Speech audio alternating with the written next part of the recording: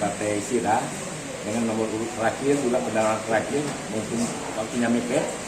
Mudah-mudahan dengan ini kami juga bisa meminta kepada tim Aceh Barat kalau memang masih ada peluang untuk dibukanya untuk perbaikan, insya Allah kami siap untuk memperbaiki data-data yang kekurangan. Ini mungkin yang kami juga mohon kepada KIP Aceh Barat. Sekali lagi, kalau memang ada peluang untuk masa perbaikan, akan kami gunakan. Jadi kalau tidak apa ada saja tadi yang kurang kendala atau perbedaannya tadi?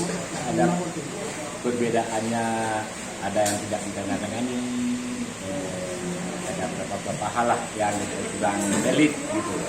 Mungkin juga kami mengharap pada Komisioner Aceh Barat, itulah harapannya untuk masa perbaikan kalau masih ada. Kalau tidak ada pun, kami mungkin ya juga berjuang besar. Ini satu kelemahan. Mungkin ke depan kami akan memperbaiki untuk gimana rumahnya. Berapa caleg yang kita daftarkan? Lebih kurang 15 orang.